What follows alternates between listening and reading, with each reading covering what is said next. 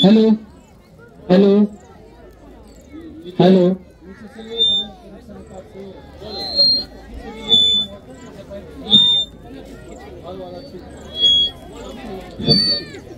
उम्र तेरे काम ना आए तो वो बेकार जवानी है, और बहाए खून तेरे खातिर जितना गंगा में पानी है, जितना गंगा में पानी है।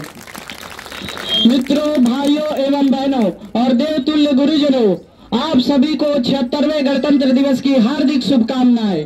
जैसा कि आप सभी जानते हैं, हम अपना 76वां गणतंत्र दिवस मनाने के उपलक्ष्य में एकत्रित हुए हैं।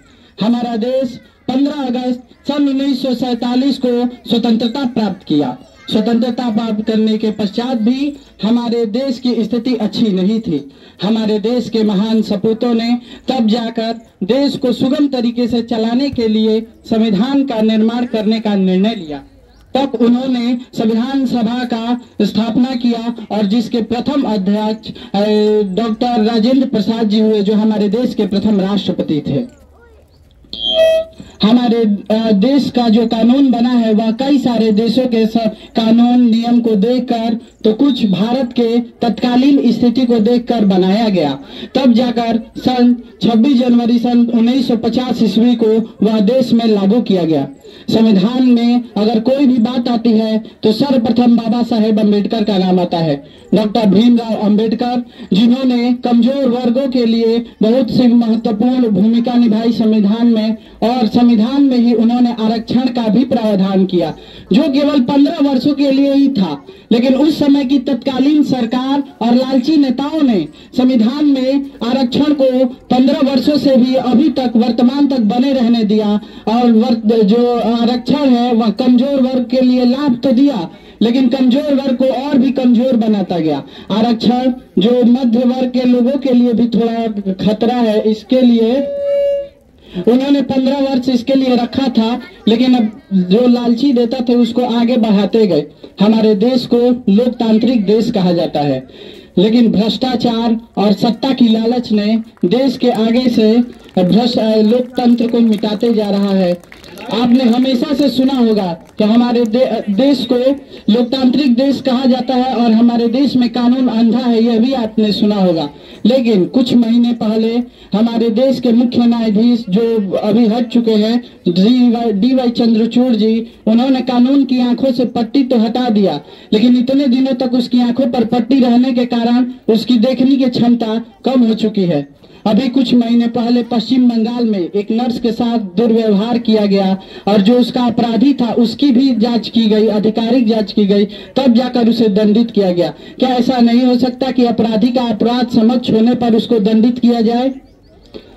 हमारे देश में अपराधी के अपराध समक्ष रहने पर भी उसे दंडित नहीं किया जा सकता, उसकी भी जांच होती है। यह हमारे संविधान की थोड़ी सी आलोचना हो सकती है यहाँ पर।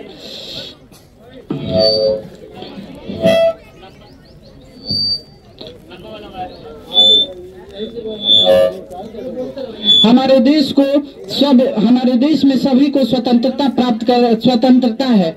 यहाँ तक कि हमारे देश में आतंकवादी भी चुनाव लड़ने लगे हैं। कुछ महीने पहले लोकसभा के चुनाव हुए, उसमें एक आतंकवादी खड़ा होता है और चुनाव जीत भी जाता है, और एक दक्षिण में के अन्नामलाई जो पूर्व IPS रह चुके वो हार जाते हैं। यह हमारी बहुत दुख की बात है कि संविधान में ऐसा नहीं है कि कोई भी चुनाव में खड़ा नहीं हो पाए।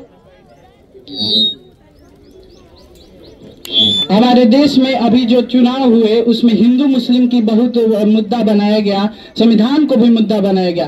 कई नेता तो संविधान को अपनी जेब में लेकर घूमते थे।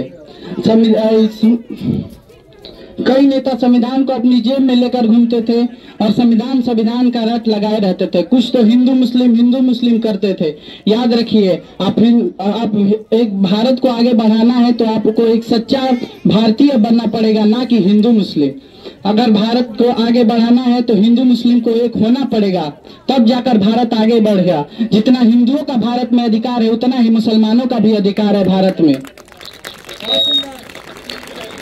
इसलिए भारत को बांटने वाले लोगों को, हम जैसे युवाओं को चेतावनी देनी चाहिए कि हिंदू मुस्लिम एक नहीं है, हिंदू मुस्लिम बटे नहीं, वो एक है। और आप भारतीय तब कहे जाएंगे जब आप भारत में नहीं, आप भारतीय तब कहे जाएंगे जब भारत आपके अंदर हो, ना कि आप भारत में हो। इसलिए भारतीय बनिए। जय हिंद, जय भारत।